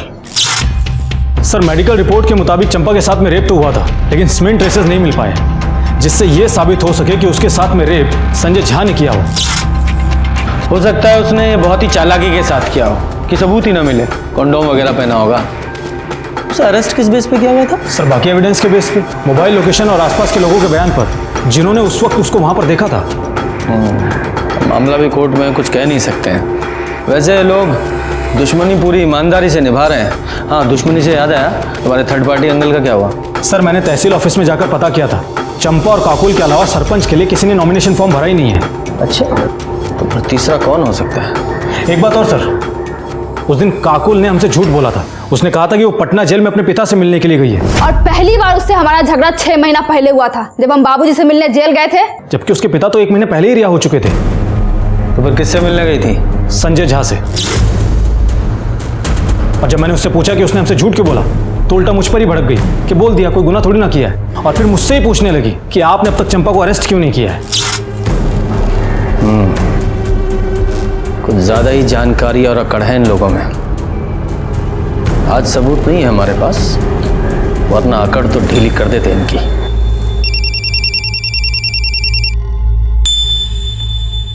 हेलो, बहुत बढ़िया, लेकर आओ उसको। सर लगता है सबूत मिल गया हमको। चलो साहब आ गए, चल। सर ये मनोज महतो है। हमारे खबरी ने इसको शराब के ठेके में बोलते हुए सुना था कि एसिड अटैक से बदला लेना बहुत आसान होता है, जिंदगी भर तक याद रखता है। हमारे खबरी ने हमको इन्फॉर्म किया और हमारी टीम इसको वहां से उठाकर ले आई। किससे बदला लेना था? साहब हमने किसी से बदला नहीं लिया और न ही हमको लेना है। तो फिर वो ठेके पर वो एसिड अटैक का क्या राग अलाप रहा था तू? साहब वो तो ऐसे ही 3-4 लोग बैठे थे, तो उनके बीच में कॉलर टाइट करने के लिए ऐसे बोल दिए साहब। हंसी में कुछ किए नहीं है। गीता पे एसिड अटैक क्यों किया था? कौन गीता साहब? इसका नशा ऐसे नहीं उतरेगा, अपने तरीके से को बुलवाओ। सब याद आ गया साहब, याद आ गया साहब। 10,000 रुपया मिला था हमको। ऑफर किसने दिया था? चंपा सिंह ने साहब। तो ये चंपा ने गीता पे अटैक क्यों करवाया? वो साहब हमको नहीं मालूम है, हम तो सिर्फ पैसा के लिए काम किए हैं। हम तो काकुल पे एसिड फेंकने गए थे, लेकिन गीता बाहर आ गई और रात के अंधेरे में समझ में नहीं आया, तो उसी पे फेंक के भाग गए। 7 बजे गए थे ना? नहीं साहब, 9 बजे। तेरे साथ और कौन था? कोई नहीं था साहब, हम अकेले थे। और एसिड किसने दिया था, चंपा ने? नहीं साहब, हम खुद जुगाड़ किए थे। कैसे? साहब हम बिलालपुर के हैं ना, वहीं एक केमिकल फैक्ट्री में काम करते हैं, तो वहीं से थोड़ा सा चुरा लिए थे। अच्छा। कमला, तुम घर का काम संभालो, हम पुलिस स्टेशन होकर आते हैं। अरे रवि बेटा जल्दी आओ, गाड़ी निकालो। हाँ माँ, बस गाड़ी बांध रहे हैं, चलो।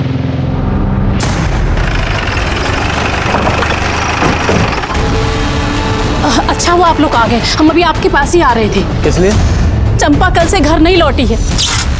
किसी का फोन आया था, बोल रही थी हम आते हैं और अभी तक नहीं आई है। किसका फोन आया था? पता नहीं किसका आया था, हमको तो बड़ी चिंता हो रही है। जाओ पूरे घर की तलाशी लो। सर, अरे तलाशी सर, कुछ नहीं मिलेगा, हम कह रहे हैं, हमारा यकीन कीजिए ना। कैसे यकीन करें? क्या पता फोन का बहाना बना रहे हो आप लोग और घर में छुपा के रखा उसको। भेजा, चंपा को फोन लगाओ। सर, अरे सर फोन स्विच ऑफ है, हम लोग कितना बार ट्राई किए, सुबह से ट्राई कर रहे हैं।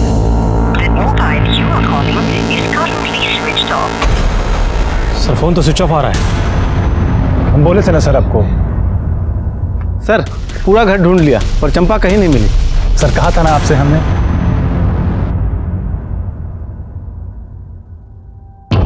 आखिरी बार पूछ रहे हैं, बता दो कि चंपा कहाँ है, वरना उसके साथ साथ तुम दोनों भी अंदर जाओगे। सर हम तो तब बता पाएंगे ना जब हमको खुद पता होगा। साहब हम सच कह रहे हैं, चंपा घर पर नहीं है, वो कल से घर लौटी ही नहीं है। हमें लग रहा था कि चंपा को किसी तरह से पता चल गया है कि उसने जिसे एसिड अटैक की सुपारी दी है वो हमारी गिरफ्त में है और उसके खिलाफ हमारे पास सबूत है, इसलिए वो फरार हो गई। उसे पकड़ने के लिए हमने पूरे स्टेट में उसके फोटो सर्कुलेट करवाए, अर्जेंट बेसिस पे उसकी CDR रिपोर्ट निकलवाई, हर वो काम किया जिससे जल्द से जल्द हम उस तक पहुंच सकें। हम उस तक पहुंचे भी, लेकिन उस तरह नहीं जैसी कि हम कोशिश कर रहे थे।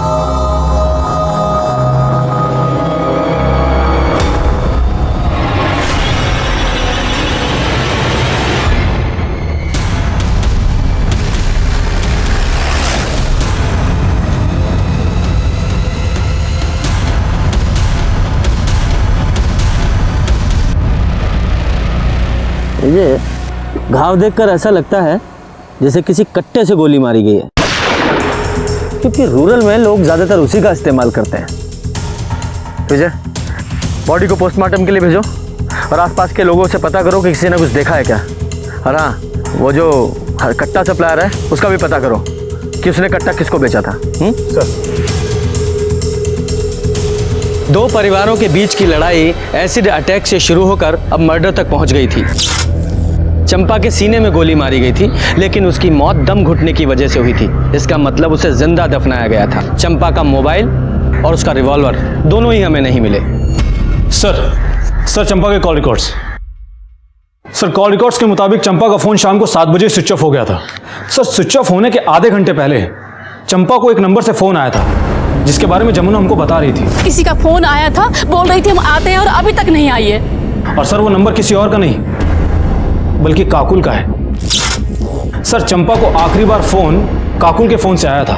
लेकिन ये काकुल चंपा को फोन क्यों करेगी? कहीं ऐसा तो नहीं इस काकुल का ही चंपा के मर्डर में कोई हाथ हो? उसने अपनी सबसे बड़ी दुश्मन को फोन किया, वो भी उसके मर्डर से आधे घंटे पहले। अरे काहे टेस्ट हुए बाहर रही हो? हम नहीं मारे उसको, अपनी बहन पे भरोसा नहीं तुमको? देखिए पगला गई, एकदम पगला। इसको लगता है कि चंपा को हम मारे हैं। सिर्फ ऐसे ही नहीं, हमें भी ऐसा ही लगता है। चलो थाने में चलकर विस्तार से बात करते हैं।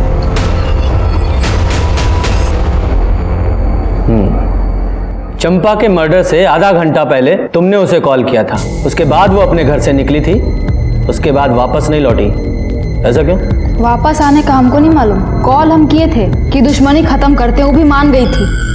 बोले मिलकर बात करते हैं, इसलिए पानी टंकी के पास बुलाए थे। फिर मुलाकात हुई? बात अकेले आने का हुआ था।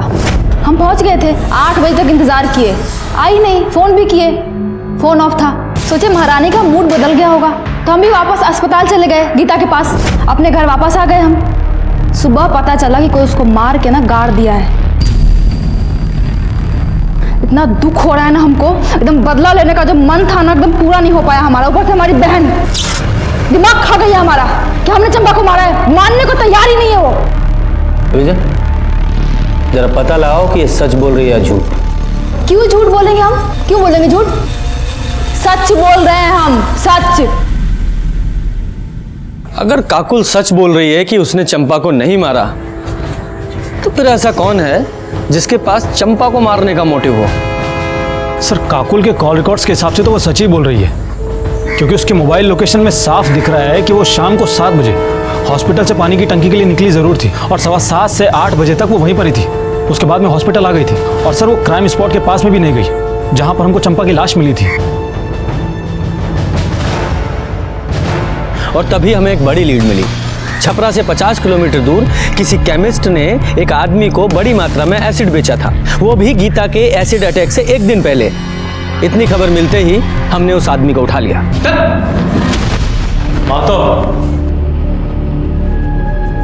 यही है ना वो जिसे तुमने एसिड बेचा था? नहीं सर, ये वो आदमी नहीं है। वो लड़का तो बहुत कम उम्र का था, लगभग 20 के आसपास उसकी उम्र होगी। अच्छा, तुमने कहा था कि उस लड़के ने अगले दिन तुम्हें फोन किया था। जी। तुम्हारे फोन में उसका नंबर होगा, विजय को नोट कराओ। जी।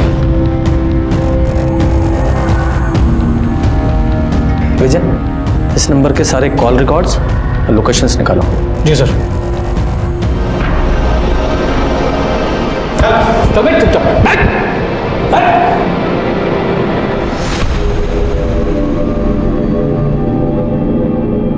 सर, केमिस्ट ने एसिड खरीदने वाले जिस लड़के का नंबर दिया था, उसका फोन तो स्विच ऑफ आ रहा है। सर, केमिस्ट ने जो नंबर दिया था उसका कॉल डिटेल्स और मोबाइल लोकेशन आने में तो अभी टाइम लगेगा, लेकिन ये पता चल गया है कि वो नंबर ललन यादव नाम के कुख्यात अपराधी का है। और सर, उसका एड्रेस भी पता चल गया है सर। विजय, जब तक सीडीआर रिपोर्ट नहीं आती ना, तब तक इस ललन यादव के घर पे जाके चेक करो मिलता है कि नहीं। ललन घर पे नहीं है साहब, हम उनकी पत्नी है। हमको बताइए ना क्या बात है। अच्छा, ललन घर से कब गया था? 10-12 दिन हो गए साहब, एक फ़ोन भी नहीं आया। हम तो खुद ही परेशान हैं। सर, ललन अपने घर पर नहीं मिला है, लेकिन हमने अपना एक कांस्टेबल 24 घंटे सिविल में नजर रखने के लिए तैनात कर दिया है। शायद अपने बीवी बच्चे से मिलने के लिए आए और फिर हमारे हाथ लग जाए। ये ललन अपने घर जब आएगा तब आएगा, लेकिन उसके कॉल डिटेल्स आ गए। ये देखो, इस ललन यादव का फोन गीता के एसिड अटैक से अगले दिन से ही, यानी कि 17 तारीख से ही बंद था। उसने चंपा से कभी भी बात नहीं की थी। और एसिड अटैक के 2 दिन पहले से जिस नंबर से ललन की सबसे ज्यादा बात हुई है वो है गीता यादव का। क्या सर, गीता अपने ऊपर एसिड अटैक क्यों करवाएगी? तो मनोज अब तक हमसे झूठ बोल रहा था कि चंपा ने उसे एसिड अटैक की सुपारी दी थी। अब कॉल रिकॉर्ड से तो ऐसा ही लग रहा है। अब मुझे समझ में आ रहा है कि जब हम केमिस्ट को मनोज से मिलवाने लेकर गए थे तो मनोज की हालत क्यों खराब हो गई थी। सच बोल, सच। सर, हमको बिल्कुल समझ में नहीं आ रहा है कि आप क्या पूछ रहे हैं साहब। अच्छा, समझ में नहीं आ रहा है, ठीक है, तो हम तेरी मदद करते हैं। दोबारा पूछते हैं, गीता पर एसिड अटैक तूने किया था?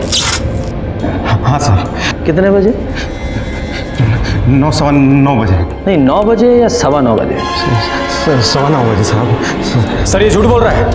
इसने अपनी स्टेटमेंट में 9 बजे का टाइम लिखवाया। ठीक है, इतना चला लेते हैं, 15 मिनट चलता है ना? तो वो एसिड तू कहाँ से लेकर आया था? बताया तो था आपको कि जिस कंपनी में काम करता था वहीं से लेकर आया था साहब। फैक्ट्री का नाम बोल।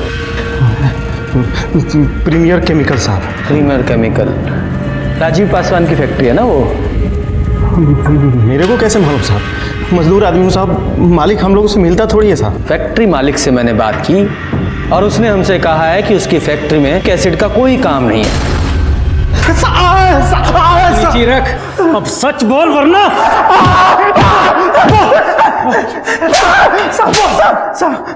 किसके कहने पर झूठ बोल रहा है? हाँ,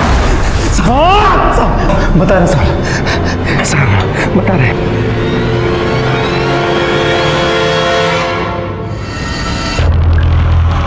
अब कैसी तबीयत है बेटा? पहले से ठीक है, अब दर्द भी कम है।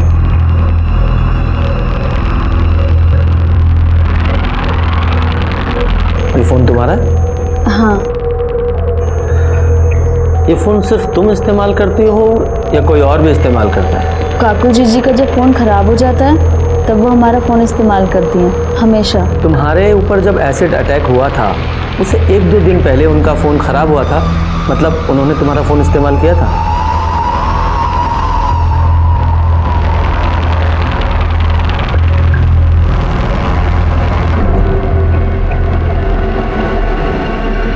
सुनो,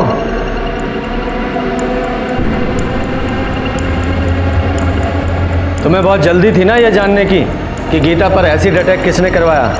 पूछोगी नहीं कौन था वो? किसने कराया पर हमला? चंपा ने ना? नहीं, चंपा ने नहीं, तुम्हारी सगी बहन काकुल ने। उसने तुम पर एसिड अटैक करवाया, मनोज महतो नाम के आदमी को सुपारी देकर। हम ही जानबूझकर पकड़वाए थे मनोज को, फंसाना चाहते थे चंपा को हम। कुछ महीना जेल में काटने के लिए ना मनोज को अच्छा खासा रकम दे रहे थे हम। हमको लगा था कि मनोज बोलेगा और आप जाके पकड़ लीजिएगा चंपा को, लेकिन साली पहले ही मर गई। सारे किए कराए पर पानी फेर के रख दिया बस। ये मनोज और लल्लन दो लोग क्यों? मनोज अपराधी प्रवृत्ति का नहीं था, हमको पता था कि वो नहीं करेगा, और लल्लन जेल जाने को तैयार नहीं था। तो हम मनोज को मनाए चंपा को फंसाने के लिए और लल्लन को गीता पर एसिड फेंकने के लिए। वो जो प्रिंसिपल वाला लेटर था ना, वो भी हम ही लेके आए थे, और गीता के फोन से लगातार बात कर रहे थे उससे। उस दिन भी हमने ही कॉल किया था एसिड फेंकने के लिए। अपनी सगी बहन को तुमने एसिड फेंकवाया, उसका ये हाल किया सिर्फ चंपा से बदला लेने के लिए? असल कारण ना चंपा को जेल भेजना नहीं था, संजय को बाहर निकालना था। हम सोचे थे कि चंपा को गीता के एसिड वाले केस में फंसाएंगे और फिर उसके साथ एक सौदा करेंगे। तुमको करना क्या है कि जो कोर्ट में जज साहब के सामने ये बोलना है कि तुम हमसे बदला लेने के लिए संजय को बलात्कार वाला केस में फंसाई हो, ठीक है? और उसके बदला में फिर हम सोचेंगे कि गीता वाला जो केस है ना हम वापस ले लें। तो क्या कहती हो? ठीक है, हम मिलके बात करते हैं। हाँ, अभी मिलते हैं। वो पुराना पानी का जो टंकी है वहाँ पे। ठीक है। संजय झा ने वाकई चंपा का रेप किया था? हमारे कहने पे किया था, वो हम ही करवाए थे। मानसिक रूप से ना उसको एकदम तोड़ना चाहते थे हम, उसकी भावनाओं को ठेस पहुंचाना चाहते थे ताकि दोबारा हमारे सामने खड़े होने की ना उसकी हिम्मत नहीं हो। लेकिन हुआ क्या? हमने सोचा था कि पुलिस के पास नहीं जाएगी, लेकिन वो गई और संजय को जेल हो गया। हमको तो छुड़वाना था ना, हमारी वजह से गया था वो जेल। उसको तो बाहर निकाल नहीं पाई, अब खुद अंदर जा रही। संजय और अपनी सगी बहन की जिंदगी बर्बाद करके अब जेल में बैठ के लड़ना चुनाव। लेके जाओ इसे। एक मिनट सर। हेलो, ठीक है सर, लल्लन को अरेस्ट कर लिया है और उसने इस बात को कबूल कर लिया है कि काकुल ने ही गीता पर एसिड अटैक की सुपारी दी थी। Very good. एसिड अटैक का केस तो सॉल्व हो गया, लेकिन मर्डर केस सॉल्व होना अभी बाकी था। तभी हमें एक बड़ी लीड मिली। जिस कट्टे से चंपा को गोली मारी गई थी उसके सप्लायर को हमने ढूंढ लिया था, जिसने हिस्ट्री शीटर भोला पांडे का नाम हमें बताया था।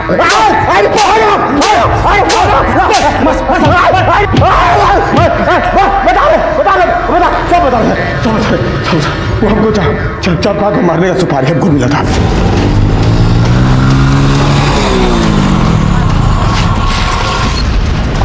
क्या कर रहे हैं?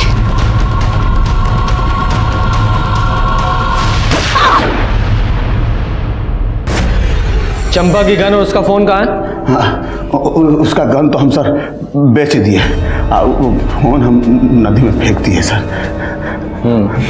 सुपारी किसने दी थी? सुपारी हमको कृष्णचंद झा। कौन कृष्णचंद झा?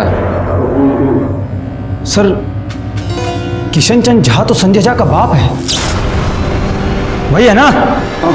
हाँ।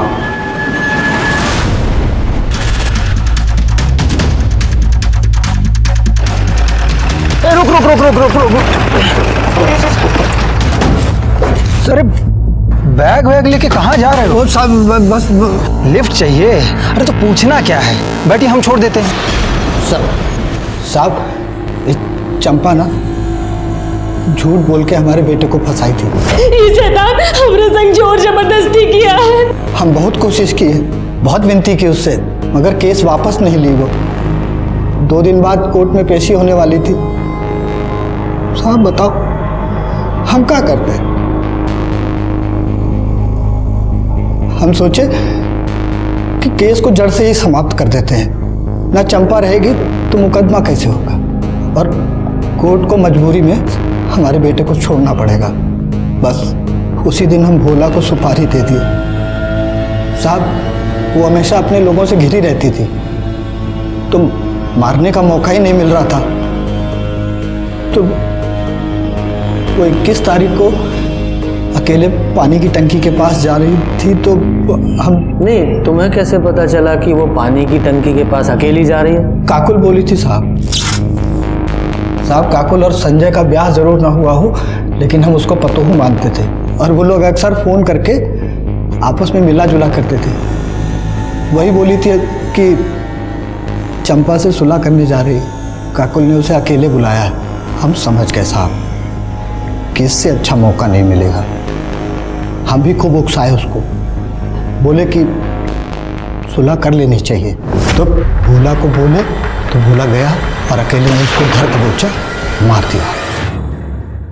इस केस में ही शुरू से ही विक्टिम दिखाई देने वाली काकुल अपराधी निकली, और अपराधी दिखाई देने वाली चंपा वो बुरी तरह जुर्म का शिकार हुई। इस केस में चंपा और गीता दोनों को ही जुर्म की दस्तक मिली थी, लेकिन चंपा ने इसे अनदेखा किया या फिर कम करके आंका, और गीता वो देखकर भी बच नहीं पाई। जैसे कि महाभारत में देखने को मिलता है कि दुर्योधन की एक नाजायज जिद इतने बड़े युद्ध का कारण बनी कि मानो पूरा युग समाप्त हो गया।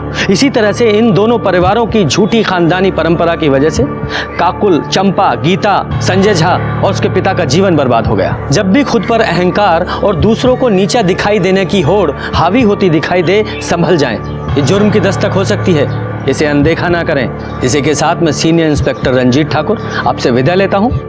फिर आऊंगा एक नया केस लेकर। तब तक देखते रहिए क्राइम पेट्रोल दस्तक। मकसद बताना नहीं, बचाना है। जय हिंद। ऐसे और भी मज़ेदार वीडियो के लिए हमारे चैनल को लाइक, शेयर और सब्सक्राइब करें।